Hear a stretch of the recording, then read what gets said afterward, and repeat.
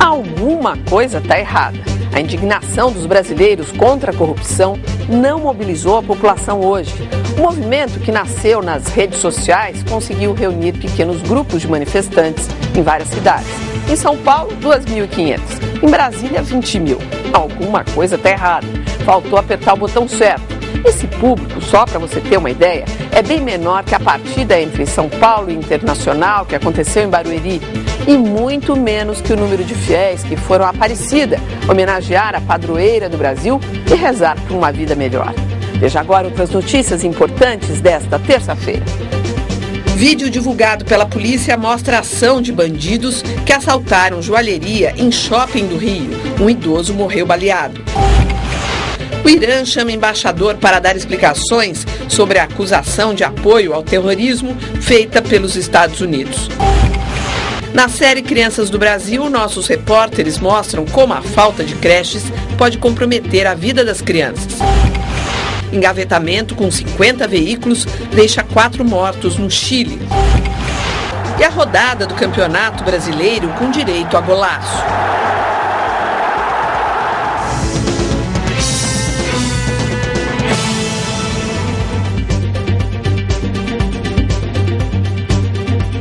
Participam da edição de hoje a professora de História Árabe da USP, Arline Klemcha, e o coordenador do Grupo de Análise Internacional da Universidade de São Paulo, Ricardo Senes.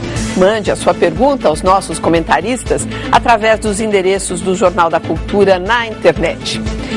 Em pelo menos 25 cidades, o dia foi de protesto para um grupo ainda pequeno de brasileiros. Marchas e manifestações exigiram o fim da impunidade das fraudes, negociatas e desvios de dinheiro público em todas as esferas do poder.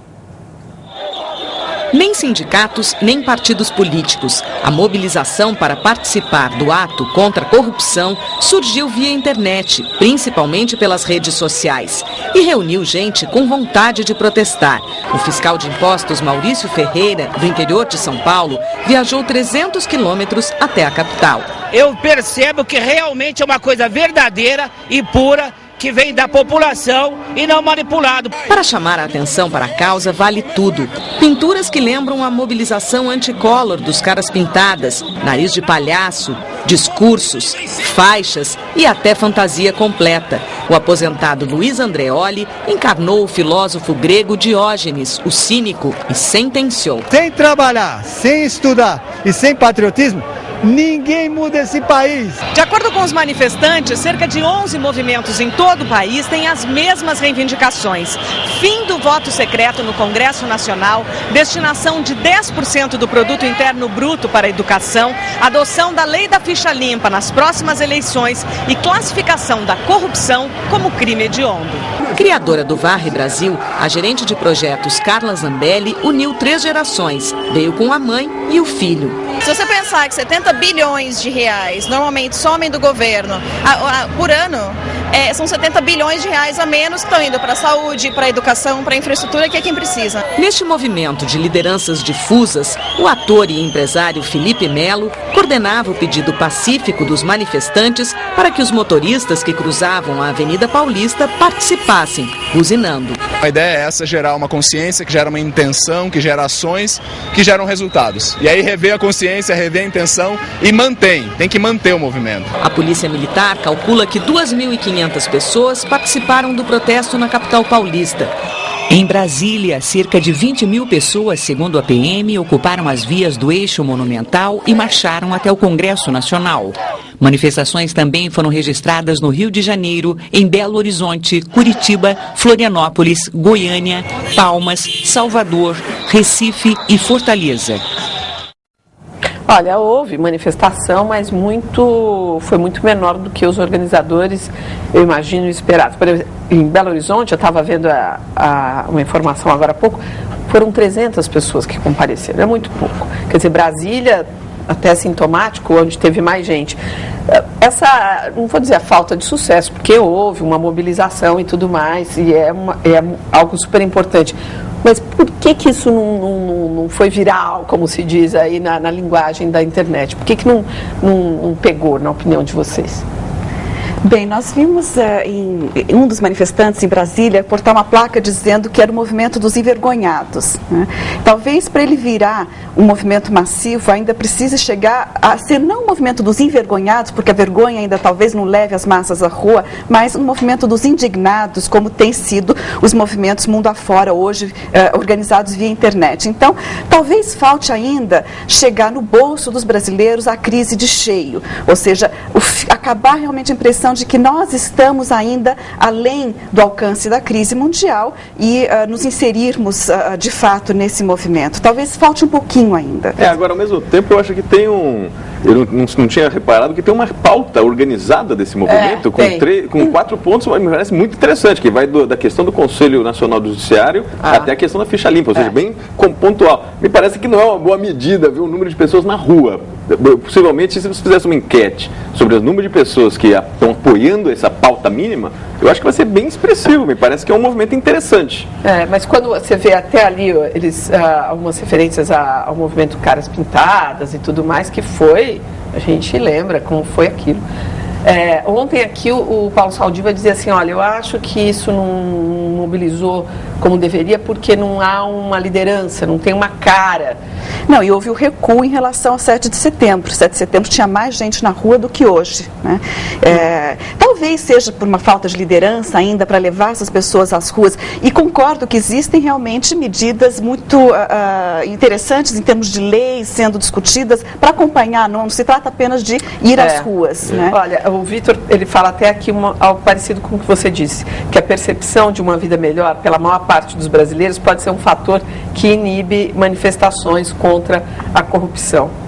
E outro já fala assim, mas cadê então os caras pintadas? O Lula comprou eles, enfim. Bom, levantamento da Fundação Getúlio Vargas mostra que em 7 anos o Brasil perdeu 40 bilhões de reais com a corrupção. O nome deste lugar, no extremo sul de São Paulo, é Jardim Esperança. E como eles esperam? Há 4 meses, cerca de 50 casas que ficavam em área de risco nas margens deste córrego foram demolidas. O entulho, até agora, não foi removido e o esgoto continua a céu aberto no córrego. Olha como é que tá uma coisa dessa aqui, ó. Acha que uma família vai morar num lugar desse porque quer? Veja uma casinha daquela. Quem vai morar numa casa dela porque quer? A falta de moradia e de saneamento básico não são os únicos problemas da comunidade. Conseguir atendimento no único posto de saúde do bairro exige paciência. Adriana tem bursite e tendinite, doenças provocadas pelo esforço repetitivo de quem trabalhou por 12 anos como operadora de caixa. Precisa de fisioterapia, mas não consegue fazer. Já faz 1 ano e meio. Venho quase toda a semana, né, perguntar se conseguiram a vaga para mim. Eles sempre falam que nunca conseguem, porque tem muita gente na frente. 40 bilhões de reais. Dinheiro mais do que suficiente para resolver este e muitos outros problemas em comunidades pobres espalhadas por todo o país. Esse é o valor que o Brasil perdeu em 7 anos para a corrupção.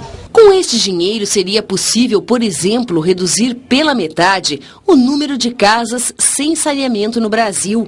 12 milhões e 500 mil moradias receberiam água e esgoto. Também poderia aumentar em 23% o programa Bolsa Família, que distribui entre R$ 32 e R$ 242 reais por mês para famílias de baixa renda. O valor é resultado apenas dos desvios de recursos federais, incluindo os repasses aos estados, escândalos como a Operação Voucher, que derrubou a cúpula do Ministério do Turismo. A Polícia Federal estimou o prejuízo em 3 milhões de reais. O levantamento foi feito por este economista da Fundação Getúlio Vargas. Nós precisamos mais punição. E também incentivar transparências em todos os níveis do governo, na União, nos estados e município. Imaginar o que são 40 bilhões de reais é difícil. O dinheiro que a gente não tem cálculo, né? Não sabe nem em que cabe, se é uma carreta, se é em 5, 6 aviões. Mais fácil é explicar o sentimento de quem é diretamente atingido pela corrupção. Eu acho isso uma falta de respeito, né, com a população, uma falta de consideração. Próprio dinheiro do povo, né? Porque não deixa de ser, né? Eu, assim, não sei, Sênis, o que você imagina, mas eu acho que esse número deve ser maior. Se você imaginar que tem uma corrupção aí que não chega ao alcance dos nossos olhos, né? Que é uma coisa que... Eu acho que ele é maior também, não só porque é difícil aferir, afinal, ele é falando de coisas ilegais. Exatamente. Mas eu acho que o custo, talvez principal, não seja esses 40, 50 bilhões que têm sido mencionados, mas como a corrupção altera escolhas públicas, né? Ela altera critérios mais ou menos objetivos de alocação de recursos para otimizar esses recursos. Eu acho que esse custo talvez seja 5, 6, 7 vezes maior do que o que é desviado efetivamente. Ou seja, se você desviar 3 milhões numa compra de um remédio, por exemplo, perto do efeito que o remédio com menor qualidade vai causar na população, certamente o efeito é muito maior, esse dano é muito maior para a população do que os 3 milhões que foram desviados. Então eu acho que se o cálculo da corrupção for feito nessa dupla mão, né, a corrupção em si, o quanto foi desviado efetivamente, mas quanto isso piorou na política pública, de saneamento, de saúde, aí eu acho que nós estamos falando de uma perda muito significativa da capacidade do Estado brasileiro. E agora eu estava pensando aqui, vendo a reportagem, tudo bem que a gente acha que é mais do que 40 bilhões, mas assim, é tão agressivo isso, e talvez esse movimento, que foi a matéria anterior, fosse mais, tivesse mais adesão se esses números fossem jogados mais na cara da população, porque é um desaforo, não é? Com certeza. Aumenta a tensão entre os Estados Unidos e Irã. O país persa convocou o embaixador da Suíça, que representa os americanos, para dar explicações. O governo de Washington acusa os iranianos de tramar a morte do embaixador da Arábia Saudita no país. Este é Mansour Arbabsiar, preso no aeroporto de Nova York no mês passado. O americano, que tem cidadania iraniana, teria confessado o plano para matar o embaixador da Arábia Saudita. Outro acusado é o também iraniano Golan Shakuri. Segundo os americanos, ele faz parte da Guarda Revolucionária do Irã e está foragido. O plano para assassinar o príncipe saudita Turki Al-Faisal, embaixador em Washington, teria sido descoberto em maio, no México. As investigações indicam que o Irã teria pago a narcotraficantes para cometer o crime. O governo iraniano nega as acusações e diz que tudo faz parte de um plano dos americanos para provocar um conflito armado. Já o governo dos Estados Unidos mobiliza a comunidade internacional para aprovar novas sanções contra o país dos ayatolás. Olha, antes de falar de Estados Unidos e Irã, eu quero só colocar aqui duas opiniões aqui da nossa plateia virtual. O Bonilha fala que a gente está muito pessimista, nós três aqui, que esse movimento a gente deveria apoiar. E a Manuele diz o seguinte, que é uma semente civil brotando, sem dúvida alguma, que é. Bom, Estados Unidos e Irã, tem alguma ressalva, alguma observação que a gente, ou cuidado que a gente deve ter, na sua opinião, Aline, quando a gente ouve essa notícia, quando a gente acompanha o noticiário? Eu acredito que sim, Polly, porque a gente está falando num contexto assim, bastante complexo que envolve vários atores. Os atores principais aqui são Arábia Saudita, Irã e Estados Unidos. Irã e Arábia Saudita são os dois países, os maiores regimes fundamentalistas da região. O Arábia Saudita fundamentalista sunita e o Irã fundamentalista xiita. O regime iraniano comete uma série de abusos de direitos humanos, realmente uma situação muito complicada. Agora, o terceiro ator é que realmente deve causar cuidado aos nossos olhos, porque qual é o interesse dos Estados Unidos em emitir esse tipo de declaração, dizendo que, devido a uma suposta tentativa de assassinato de um embaixador saudita nos Estados Unidos, o mundo precisa se unir, se unificar e isolar o Irã. Bom, a gente está vendo esse discurso norte-americano vir há muito tempo, desde, por exemplo, anos atrás, mas um caso muito clássico e claro... Por que não isolar o Irã? Bom, por que não? Agora, se o problema é a possibilidade do Irã desenvolver armas nucleares, será que o isolamento é a melhor forma de lidar com isso? Ou será que não é a negociação, acordos e assim por diante? Por exemplo, o que o Brasil tentou fazer um ano atrás, em conjunto com a Turquia, foi mediar um acordo com o Irã para controlar essa produção de energia atômica que supostamente poderia gerar um programa de construção de bomba atômica. Que não deu em nada, né? E esse acordo não deu em nada por quê? Porque os Estados Unidos ficaram